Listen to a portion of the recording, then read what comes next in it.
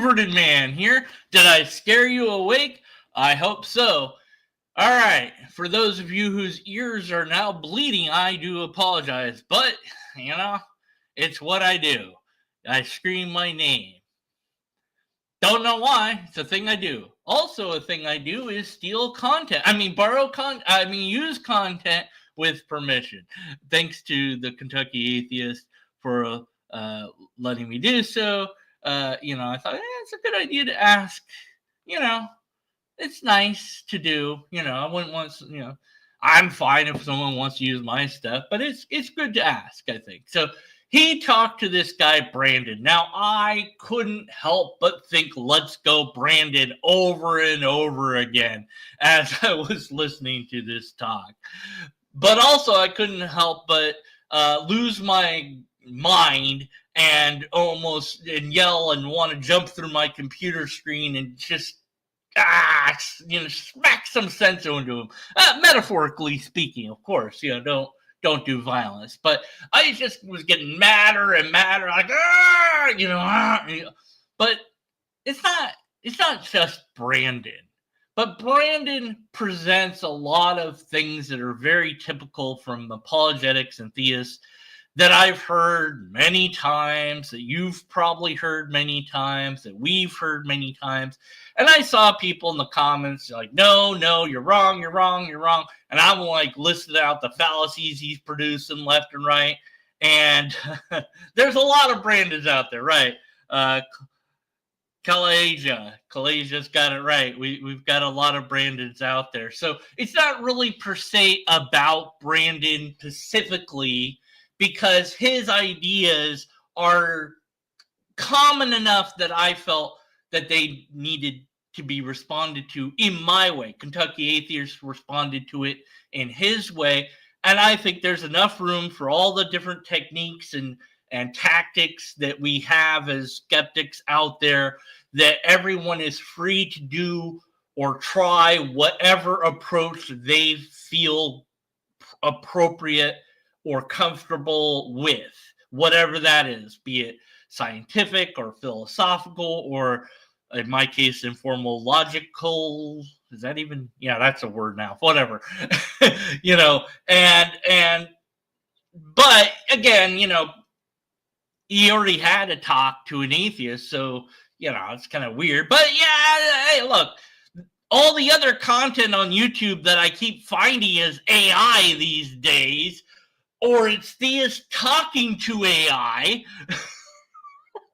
And yeah, I did it once or twice, and every now and then I'll reference AI or whatever. It's like, it's here and we can't escape it. It's everywhere. Anyways, okay.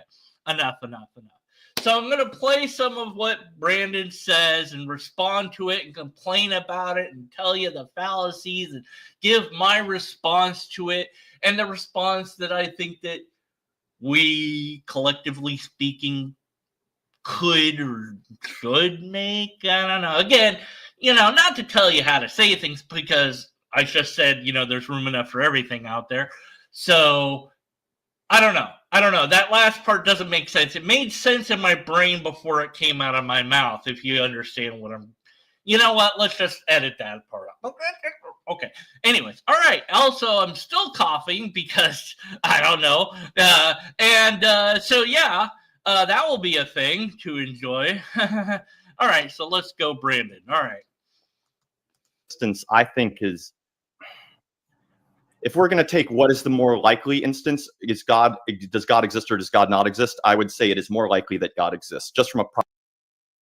Okay, so this more likely thing, this is not even really an argument, but it's something that is said by apologists, theists, broadly speaking, from time to time. I don't want to say mostly or a lot, or I don't want to quantify it. I hear it. Okay. I've read it too. Well, how would you determine likelihood? Okay. There are at least 1,000 gods. And maybe you could narrow that down to modern day gods, but why get rid of the ancient gods? Just because we don't believe in them anymore, that doesn't mean that they're not the real God. Somebody at some point believed in them. And so in my view, you can't just arbitrarily dismiss it. And it's like, well, there's nothing historical to back it up. How do you know? You haven't looked at their stuff. You don't know. They maybe didn't do apologetics, so they didn't have a lot of defenses written about them.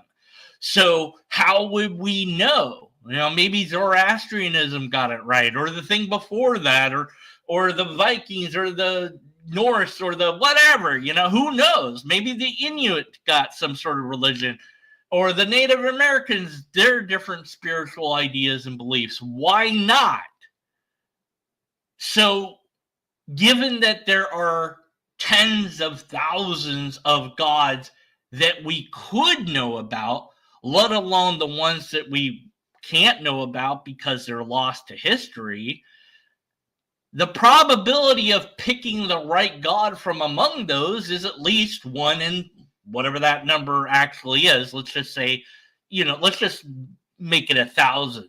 Maybe even 50 or 10 or whatever. Maybe you just say, well, let's narrow it down to the top 3 religions of the world today: Islam and Judaism and Christianity. And they're all basically kind of the same anyways. So, but Judaism was first, so that one has to be the right one. Well, I'll leave Jesus out. But you can't leave Muhammad out. I mean, come on, man. The guy knew what he was doing. He never did anything wrong. Wait, what? 9 years old?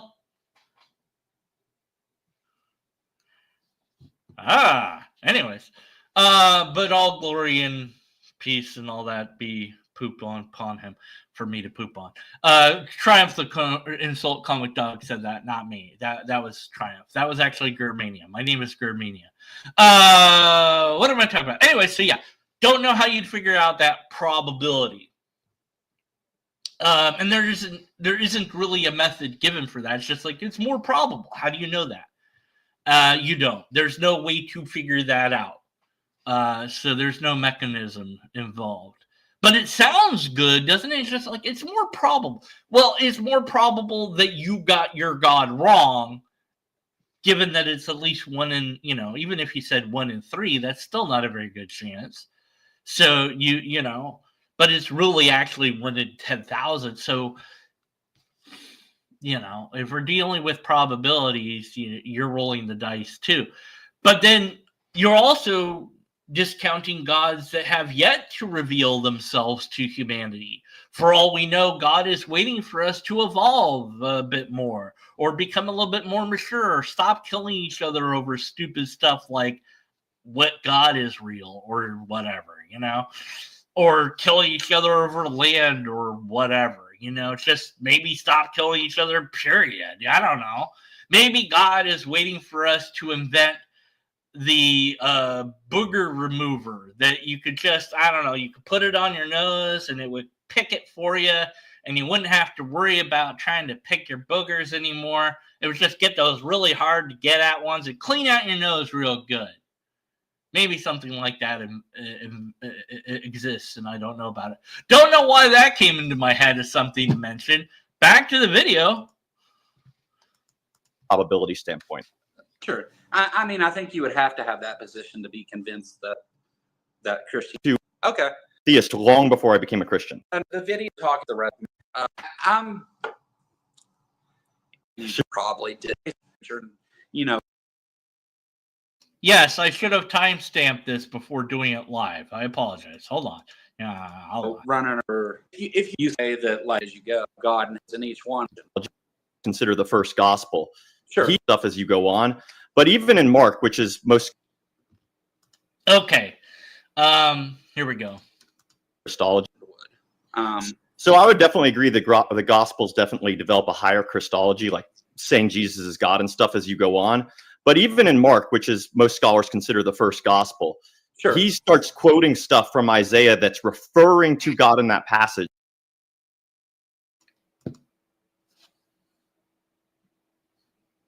Whoopee bleeping do.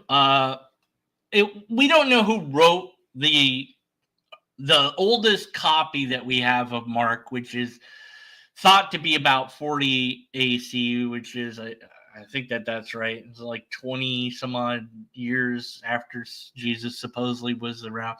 And I suppose somebody could have lived that long to write down that it's an eyewitness because that's so important. But there's no way to know that that's the case at all.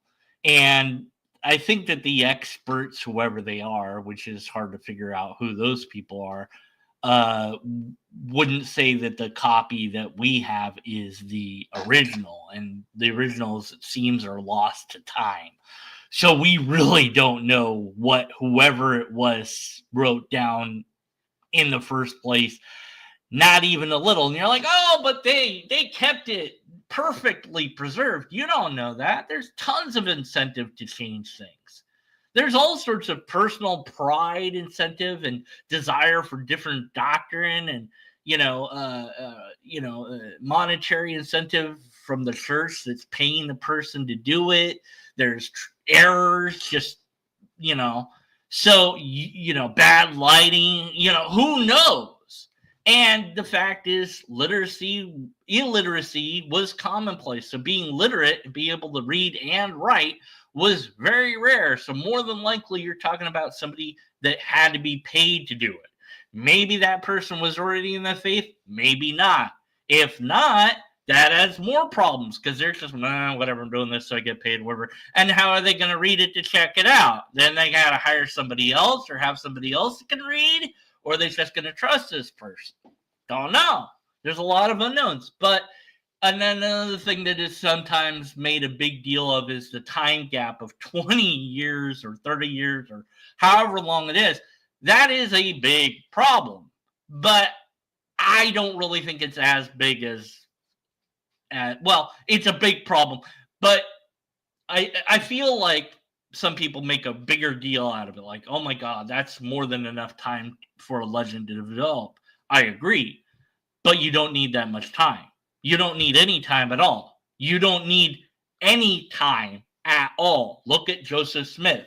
Look at Scientology. How quickly people just believed bullshit that was made up. Heck, you can get a psychic reader person and people will believe that nonsense immediately and instantly, even if you totally show them the evidence that it's all a game of guess who, of is it S, is it R, they died from coughing, I hear. Does that sound familiar, and all this, sort of reading techniques and stuff that they employ or whatever other tricks that they have. So people will and do fall for complete and utter nonsense on the spot. You don't need 10 years, 20 years to develop a legend. You can do it instantly. So, but yes, the more time you have, the worse it's going to get for you. So it's not looking good. So when you tell me about anything of the Bible, I go, I don't care. It's all made up. All of it. Every single bit is made up. The only parts that are true are equivalent to what you might find true in Spider-Man, or I like to say Gone with the Wind, because Gone with the Wind is a historical novel, and of course it's a movie, but none of it happened. It's not real. It's not real history, but it could be. Nothing magical happens in that book. There are things that are related to real things and that time period, and there's places like that. It's set in real places and maybe even real buildings, etc. But that doesn't make the story true. So when I say it's made up, I mean everything except for the places that are real, and the few places that are real are made up. It's just a story made up, full cloth, for all I know. And I really think that. I don't see why I should think any of it is even a little true. I don't care if Jesus existed, and he doesn't need to exist.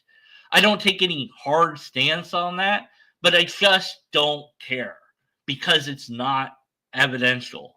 It's a story and is a mythology, period. End of story. So the Bible is not evidence, even a little, for any skeptic. And so when you tell me about your Bible, I just don't care. Period. But Brandon and people like him really believe the Bible is true. And here's your opportunity to ask them some critical questions. You think the Bible is like the most important book in the world? Now, they're probably going to say yes. I would think they say yes. And you go, okay, cool. So you've got it memorized, right? Now, no. Like maybe 0.1% people out there. It's a low percentage of people that are going to have the damn thing memorized. No. Have they tried to memorize it? No. Do you even know the people that publish the Bible that you own? They don't even know that. One person didn't even know what I meant by published. So idiocy knows no bounds. But about, if you don't know what it means to have who the publisher is, that's anyways. Who wrote it, when, and where? Well, we don't know who wrote it. When was the last thing written that we have? Where was it found? Who found it? In what condition? Do you know those things? No. Do you know the canon, how that was established, who established it, who those people were, when that happened, what their methodology was? No. Seems to me like you don't know a lot about the Bible, but you expect me to care about it.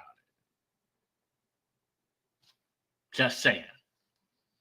Anyways. So, like, I had a conversation with this guy, Chris, recently, where this idea of metalepsis, when they're like referencing something from somewhere else, it's kind of like what we do in academia today. No. So Mark or whoever it is, yeah, they had access to the Old Testament, so they're able to reference it. Big whoop. That's why I did that. I was like, so what? Who cares? I was like, oh, look, they said this. Yeah. And then, what you get is the thing built around, oh, Jesus did this thing in order to fulfill what I think is a prophecy, or what I'm going to pretend is a prophecy, and then that makes Jesus into a legend. So, again, I don't care. You're not just taking that one quote, you're taking where it comes from and what that whole part is talking about. Sure. So, like, when he's quoting when Mark's quoting some of the Old Testament, he's quoting parts of the Old Testament that are referring directly to God. Who cares? Doesn't matter. Don't care. My with any sort, there's talk about on those other texts. Try to get to the they next don't part. Hold on. exist. We have little pieces of paper and a half a page of that. Yeah, no, I really. And we can go into that in a second, but I want to address what you're talking about here. So, let's say that you found an iPhone. Go into that in a second. Okay. All right. Here we go. Here's the next bit. Yeah, I know. I should have time marked it or whatever. I want to address what you're talking about here. So, let's say that you found an iPhone in the woods. Would you assume that it just came into existence by itself, or that it had?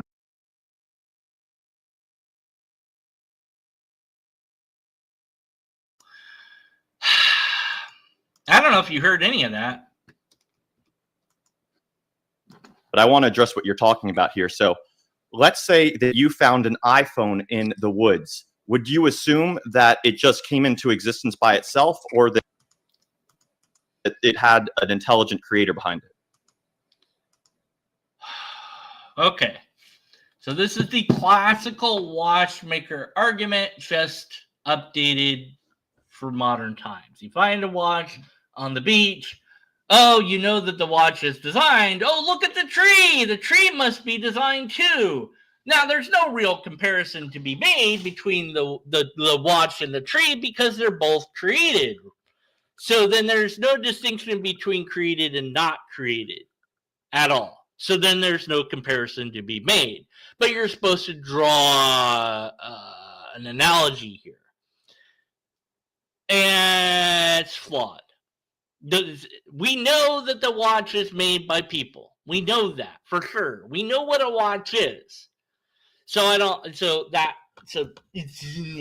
here's one of many ways to respond to the watchmaker argument, which is a very bad non-argument.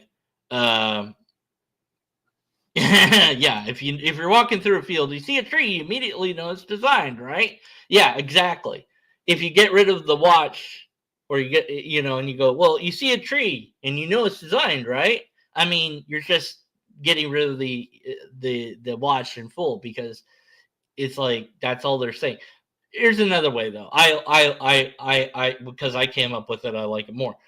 Let's say that you found a rock that's in the shape, a triangle shape, and you are in an area where you are aware that arrowheads are found.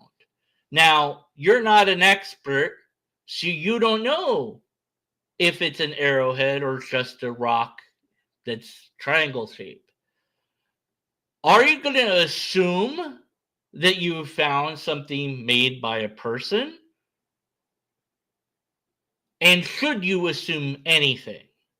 Now, as a skeptic, no, I wouldn't assume anything. I would take it into somewhere to get it examined by somebody, to the park ranger, somebody that should know more than me. I don't know, find a scientist, send it to a museum, do something with it, and it might just be a rock. I don't know. But I'm not going to rely on my own personal expertise, especially when I have none. Now, let's recreate the same scenario. Let's say you are an expert in Indian artifacts. You know what telltale signs to look for. You could probably pick it up and go, yeah, that's an arrowhead. But you wouldn't just sign off on it immediately, because there's still tests to be done to show for sure that it's an arrowhead, that are separate from just you saying it is. Because we don't appeal to expertise to decide, we appeal to the cumulative data.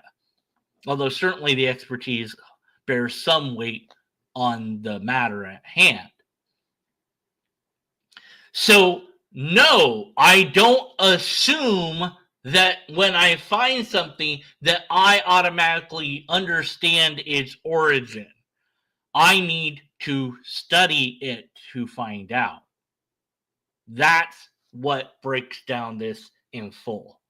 They have not studied, not really, they have not studied life. They haven't studied the tree. They haven't studied DNA. They haven't studied this stuff. They've read a creationist website or an apologist website, and they cross their eyes and looks good to me, because the ignorance is fine. They don't need to look into science. They don't need to understand it. They don't need to read about it. The surface level is all they need. Oh, it seems designed, so it must be designed. Derp, derp, derp.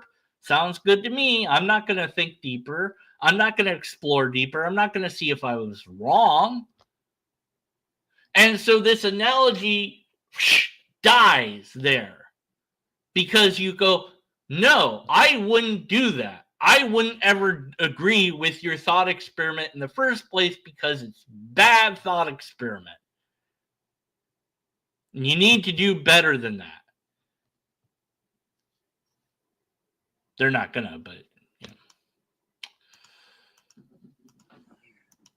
Would I assume it's natural or creative? I'll answer the question. I would assume it's creative. Right. He. See, he's nicer to Brandon than I would be. Okay. What else? I think. I would. I'm just That example, right? Sure. And that Again, said, non. if you want to get down to like, I'm using like again Yeah, loose terms, okay. loose technology outside of coming from a programmer. So Right. for instance, okay. Yeah, that was the other point. He kept saying code and DNA, code this, code that, code Lyoko. I know the word code is used for DNA, and this is another creationist sort of thing that they can't understand, don't want to understand. I don't know. But words have different meanings, okay? And the DNA code is not like computer code, although it kind of is, but it kind of isn't.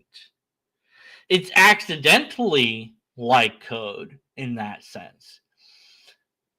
Okay, so we're going to go into a better thought experiment. Imagine you have a giant record playing arm with a giant record needle, and you were to run this across sand dunes. What now? And it's playing somehow. I don't know. It's a giant record player, okay? You've got lots of sand dunes on it that you're playing. It's a record, basically. If you zoomed out to where the sand dunes, you couldn't see them anymore. That is, if you zoom in on a record, you would see bumps. Those are sand dunes. That's what I'm saying is, that's data. That is the sort of code that we're talking about here. You would hear sound if you ran the needle over those sand dunes. Now, it wouldn't be a good song, but it'd be a song of sorts. It would be something. Okay. Now, over time, just from the fact that you had a needle moving around, you would affect the environment. So you would change the sound because it's sand. And so you'd be knocking it around, and you'd probably have a very normal sound, a very ongoing same sound. Pop, pop, pop, pop, every time it hits a dune. But it started out, pop, pop, pop, pop, pop, pop, different tune. But eventually it's all the same. And so if you looked at the sameness and you started there and go, wow, it's so same. It sounds designed. It's not very good design, but it sounds like it's been designed to go pop, pop, pop, pop. And maybe there's some pattern there even. But it wasn't designed. Not by human effort, but by the fact of the nature of how the mechanism was operating. Okay? And yes, it's a giant record player, so that thing had to be designed. But but hopefully the thought experiment gets through of what code refers to in this case. And with DNA, there's all this stuff that just goes on and on. Some of it matters, some of it doesn't. We don't know, and there's a lot of it. It's a mess. It doesn't need to be that complicated. And this is another feature of actual design, is simplicity, not complexity. Watches are complicated, but they're as simple as we can make them. And the more simple you make a machine, the less things there are to break down in the machine. So a good designer designs something efficiently. A bad designer designs it with things that it doesn't need and parts that can wear out and break down. If you want to compare design, okay, AA battery. We win. We're better than God. Why? The AA battery will go into anything that needs a AA battery. You, my fellow human, you need a heart. I have a heart. Now, I need my heart, but one day I won't need it. Now, I'd love to give it to you. But your body says, nope, I don't like that heart. And then not only that, but then that heart is useless for everybody else. That sucks. Why can't we have AA batteries for our heart? That I could just take out mine and give it to you, no problem. Because the designer is bad. That's my only conclusion that I can make about the designer, is a negative one. The designer is a moron. It's intelligent, but it's stupid. And you can pretend that, well, but at least I mean, there's some reason that it designed it badly. It still designed it badly, though. Oh, well, it designed it perfectly, but then the thing screwed up, blah, blah, blah. No, then it still designed it badly because it led to a state of crap. And isn't it interesting that all the different viruses that this designer also designed, many of which will kill us, that we humans have now outsmarted the viruses and made ways to stop them, nullify them, slow them down, etc. So we're beating God's design. We're winning against God's design. And people are working on ways to stop us from aging.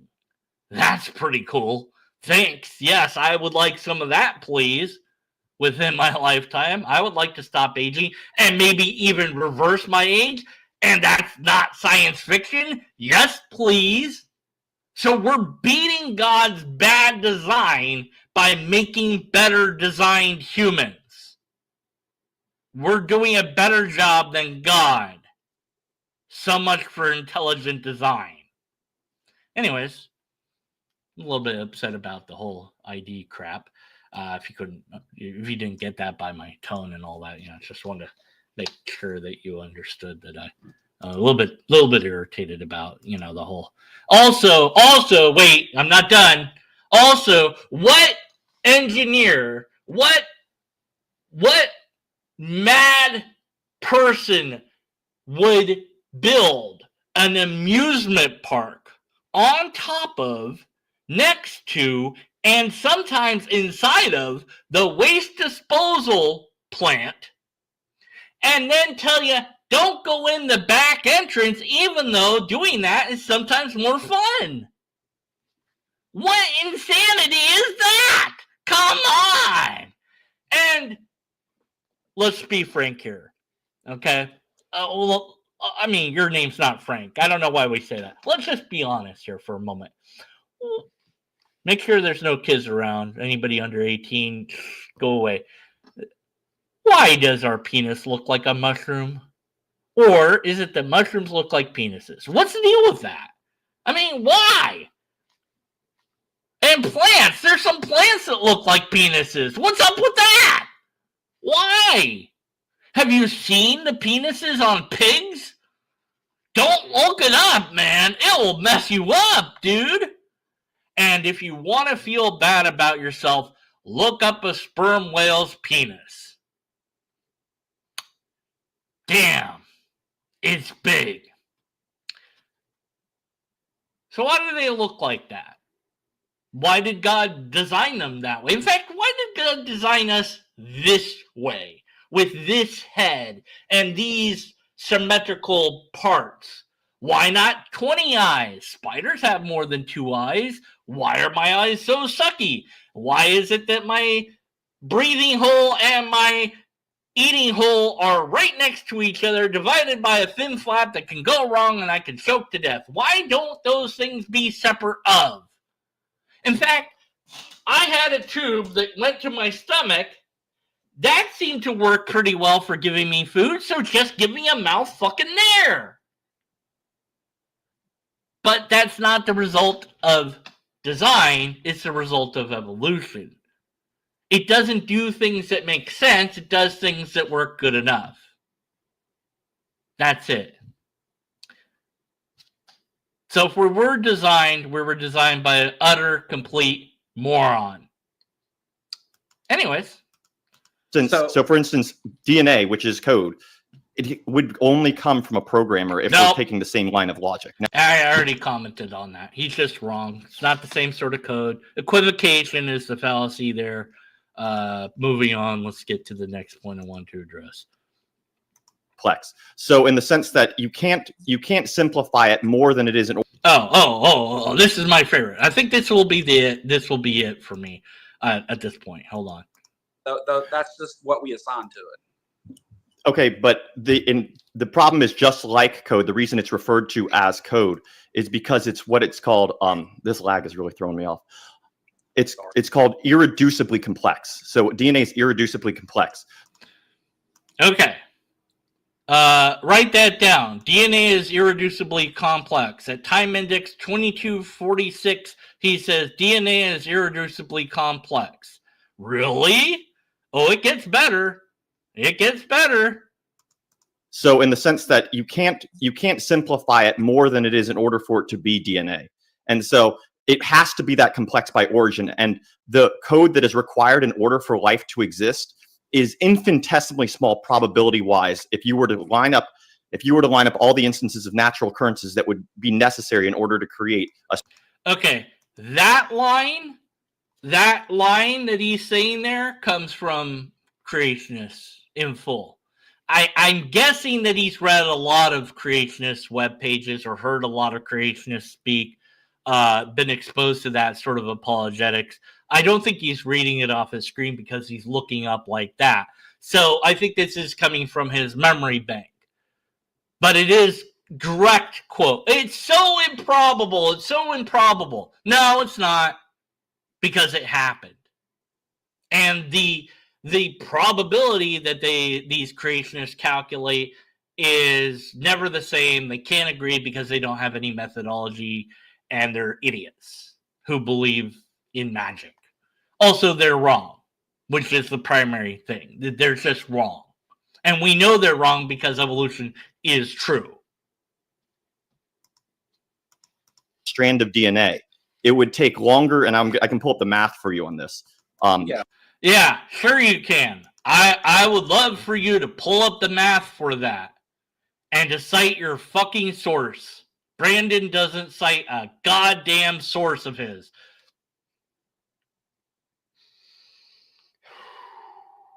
Okay.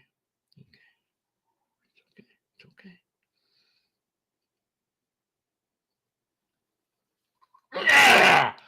Anyways, sorry.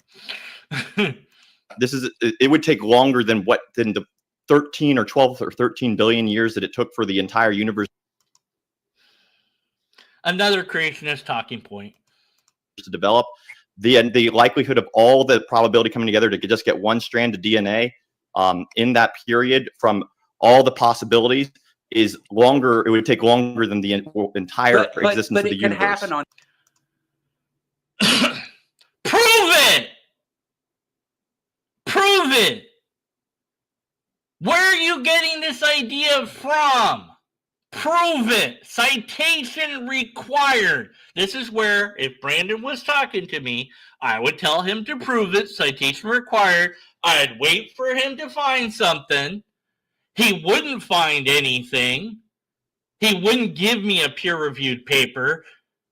At best, he'd give me a creationist video or some crap, and then I'd kick him out of my hangout because I've had it with that nonsense. No, this is not true.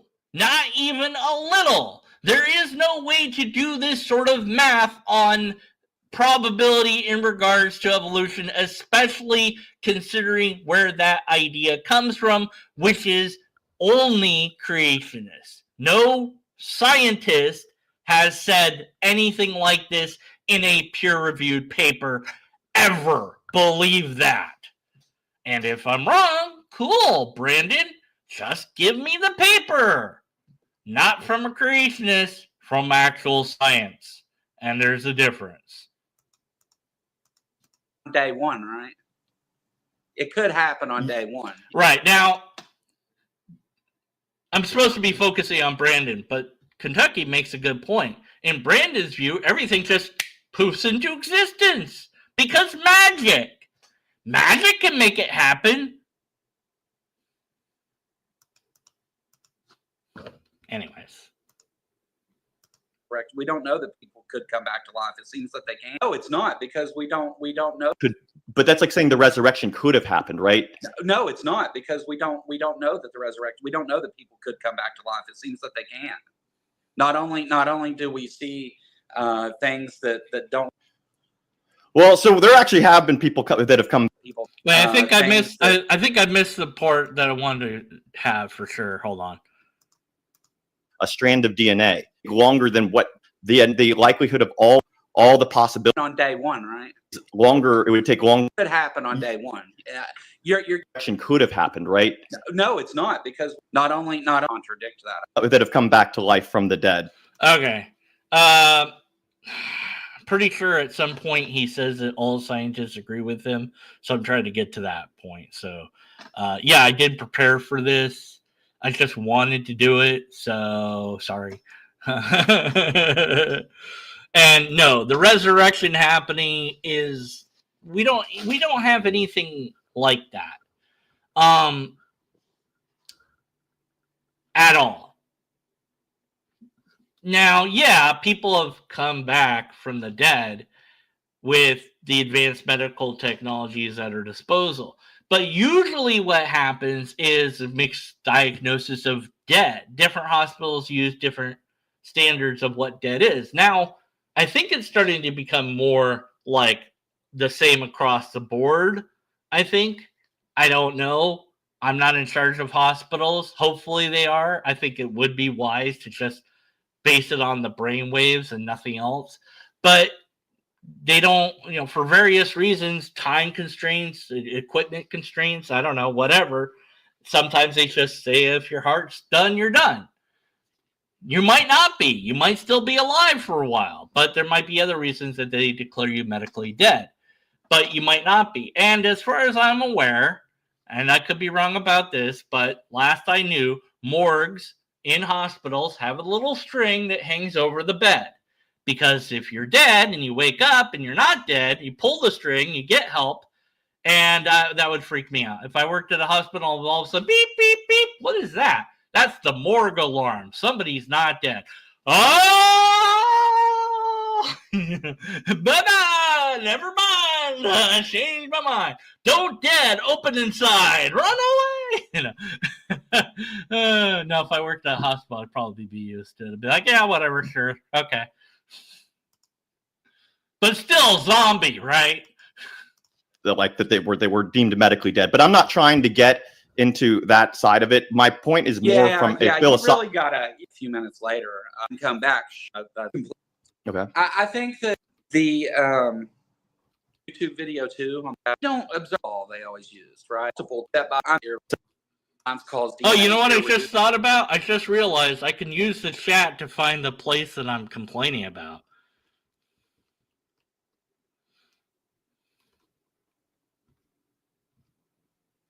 If that was the case, though, we would be able to spawn DNA, but we and it because then it's able to replicate. If you can create RNA, which is really what you need, because then it's able to replicate itself, and you get the mutations kick off from there, and it kickstarts evolution, right?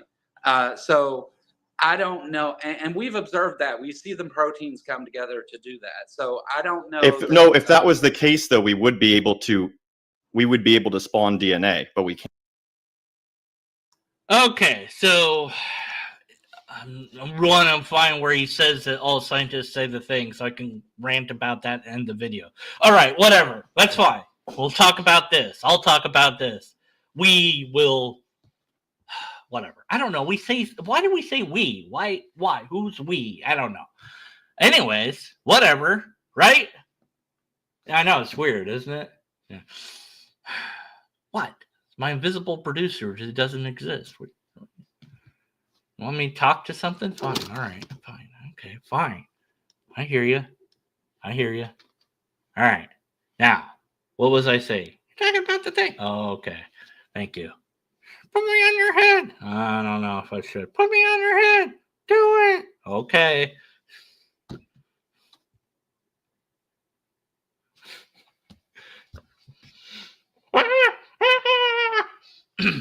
Anyways, I'm sorry. I'm insane. What was I pontificating on before I lost my mind there? Oh yeah, Brandon is wrong, right? We haven't done it in the lab, right? Okay, we haven't done it in the lab. Yeah, so it's hard to do. It's not like it's easy to do. Okay, because we don't, now RNA would have to be the thing that we made, but it wouldn't be that. That wouldn't be the first step. It'd be the simple proteins, and that we've seen, I think, in the lab. I'm not sure. I'm not in the field of abiogenesis, and definitely Brandon is not in that field at all, so he doesn't know what the hell he's talking about. But yes, we have observed stuff in the lab. But we haven't seen this. Well, no. But that doesn't mean anything. Just because we can't do it doesn't mean it can't be done. And here's what's going to change if and when we do it in the lab, because at some point they will do it. Give it enough time, they will. What's going to change? I'll tell you. And I know this is absolutely true because I talked to Matt Slick once upon a time. And we got into the whole evolution ID stuff a bit. And during that conversation, something like this came up where I said, they could do this in the lab, whatever. And he's like, oh, you mean intelligent design? So the moment that scientists make DNA in the lab, the theists will say, aha, that proves that it takes intelligence to do it. They will point to it and say, there's proof of God because we finally made DNA in the lab, proving that only an intelligence can make DNA. But God's intelligence is more than ours because it took us however many years to do that, but it only took God a single day. And you absolutely can guarantee that is what they will say. Mark my words, check back with me when they finally do that. I don't know if I'll still be here, or if this video will be here, or if anything will be here, because it will all be replaced by AI overlords who aren't really even AIs. They're just sophisticated LLMs controlling our every movement, right? Right, government? I know you're listening. Sorry. Back to the video. If I can click on the right thing. Oh, no, that was the death button. Don't click that. Can't. Well, yeah, you give this statistic about DNA, but yeah, you got to remember on a universal scale, or even on the scale of this world or this solar system, or however you want to look at it, whenever you put that on a huge scale, you're still saying that DNA could form on day one, the very first mutation. If intelligence, that would mean the people in laboratories, cannot replicate this process by intention. Yeah. The likelihood that something unintentionally could happen is so infinitesimally small. Nope. That's not a conclusion you can draw. The thing is, they're not sure, first of all, about the early Earth. I mean, not exactly. We have some ideas, but we don't know for sure. They've done some stuff, but that stuff's never going to be good enough. But when they do, and they will, I think, given enough time and funding, they will. Brandon's just going to change his song to say, oh, look, there's intelligence. It took them so many years to figure it out. And they really had to try real hard. And, look at how hard they had to try. And it doesn't matter anyways, because it was done in a lab by people. So it wasn't done in nature. So we still haven't really observed it happen in nature. So it's all just speculation and a guess. And we don't really know. And God really did it, yada, yada, yada. We absolutely know that that's what he would do. Absolutely. No doubt about it. He would move the damn goalpost because, of course, he would. It doesn't matter that we haven't done it yet. That does not mean that God did it. That's an appeal to ignorance and personal incredulity. It just means we haven't figured it out yet. And that doesn't mean anything more than we haven't figured it out yet. And no, you cannot assign arbitrary likelihoods to a scenario like this, because you don't know the scenario if they don't know it. You don't know it either. So you don't know what the hell you're talking about. So shut up, Brandon. Let's go back to the thing. All right. That it's basically zero. You're saying that like something has a larger likelihood all the time that we can't reproduce. No, so when we're talking from a chemical standpoint, if we don't even we might not be able to reproduce it, but we can try to understand and then try to replicate it. But you're talking about something that we can't even observe in nature occurring. Yes, we cannot observe it in nature because nature has changed. You're moronic nitwit that are wrong about every fucking thing that you say. Okay, calm down. All right. The soothing lobster. Pray to the lobster. Blessing upon you. Blessing upon you. Blessing. Okay. All right. Somebody's being like, that's new to my channel. It's like, what the fuck is going on here? And I'm like, lobster? What are you talking about? So occurring in the instance to spawn everything. We Right. can't even observe it. Yeah, but We can't replicate an idea that make it happen. Oh, okay. So, hey, Brandon, I have a question for you. So you only believe things that are observed, right? You don't observe God, though, so then you don't believe in God, right? I got you, Brandon. I'm smart. Your very statement, though, of that we allows eventually Lloyd's don't an outlier. No, the statistical outliers is assuming that it could even happen. You don't know what the fuck you're talking about. Because double if it happened early Earth. I mean, from that argument, though, you're saying it can't. The double it could happen. Second of all, we can't make it happen early Earth. When did you say that? Damn it.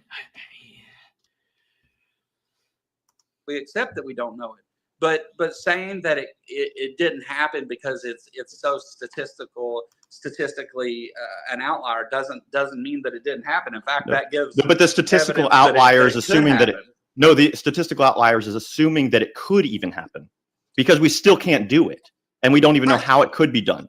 So hypothetically, so it's a double if. First of all, you have to have the if that it could happen. Then you have to have the if that even if it could it happen in the time frame necessary for life to develop in conditions that are hostile to life on early Earth? I mean, the conditions weren't hostile to life on early Earth. They'd be hostile to our life, but not and you don't need it to be hostile to, doesn't matter if it's hostile to life, because life can still develop in such conditions, but it needs to be right for the chemicals to bond together. Not necessarily for life to develop yet, because those chemicals, once bonded together, can float around for a while. Nitwit. from that argument, though, you're saying it can't happen because of our incredulity about it, right? Like, No. It's a double if. It's a double if. First of all, we don't, or actually triple. First, we don't even know how it could happen. Second of all, we can't make it happen. And third of all, even if we could make it happen and knew how it happened, it would still have to happen in an instance in Earth where life was not conducive given the environment. All right, whatever. He said the thing, but I cannot find where he said it. I know he said it. I'm going to be going completely insane until I find it. Statement, though, still allows for it to happen. All right. Well, I'm going to have to do that. I'm going to have to do that offline, because otherwise I will be going back and forth forever. I know he said something like that because I saw me say it in chat that he said that. Maybe I'm wrong. I don't know. Whatever. All right. So it's really unlikely. Oh my God, it's so unlikely. Therefore, God.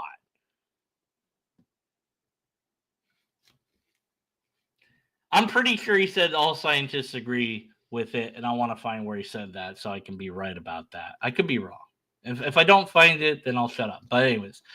No, I won't shut up. I mean, I'll still talk about stuff, but I'll say that I was wrong. Okay. Next video I make today will be either that clip of him saying the damn thing, or me saying I couldn't find it and I'm wrong, and then that will be the end of that video. Anyways, all right. So for this video, I'm done responding to Brandon. These are common creationist talking points. These talking points come from creationists only. They don't come from apologetics that are focusing on philosophy or attempting to do logic, even though they fail to do so. So I think Brandon is a creationist. He just doesn't want to say he's a young Earth creationist, so he's an old Earth creationist. But that's not that much better. He's still, I think, denying biological evolution, or at least abiogenesis. He said earlier at some point that, well, you believe it by faith. No, I don't know where the life came from, and I don't care. And I think he also says later on something like that the atheist has to prove how everything came about or something like that. I'm like, no, I don't need to. I don't need to explain diddly squat to you. Nobody needs to explain how the universe functions for you to know that there isn't a God. All you have to do to know there isn't a God is look at the Lod. The Lod proves that there's no God.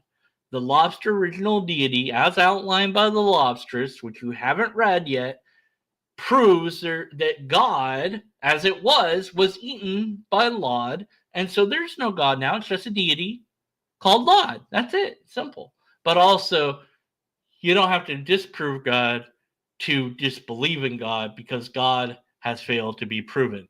And all your appeal to personal credulity and misunderstanding of science, mishandling of science, your pseudoscience, and your creationist quotes will not serve you at all. They will only make more people want to go far away from the nonsense that religion has produced. So I guess in a way, creationists are good for atheists because they make less people Christian over time.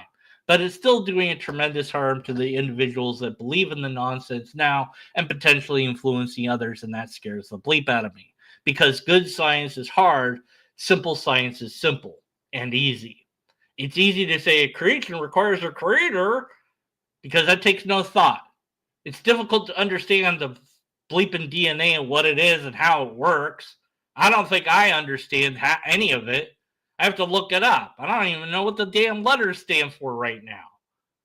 So it's complicated because reality is hard and complicated.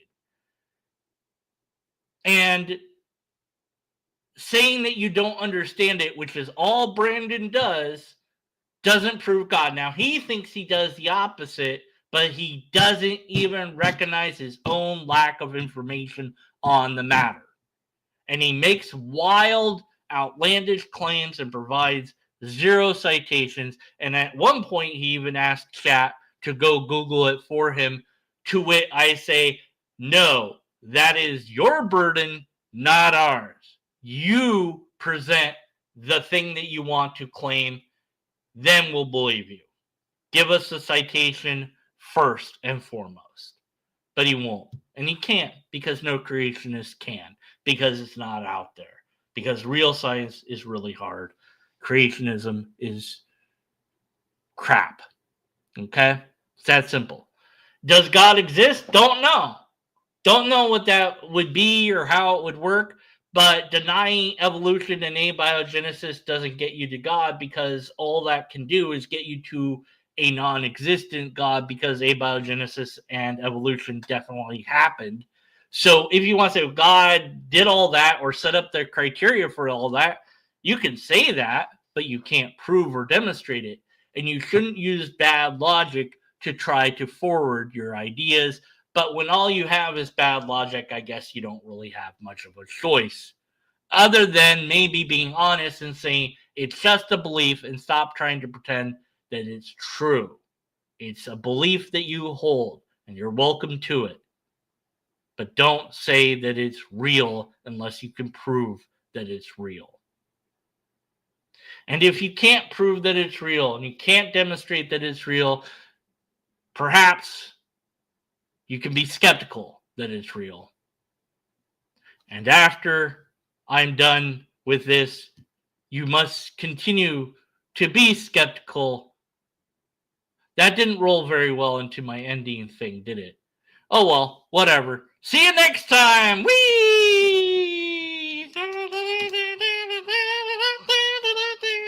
This is the part where I go and sing, doo-dah, doo-dah. Let's play with the lobster train. Shoo, shoo, shoo, shoo, shoo. Shoo, shoo, shoo, shoo. Deconverted's crazy. Blah, blah, blah, blah, blah, blah, blah, blah, blah.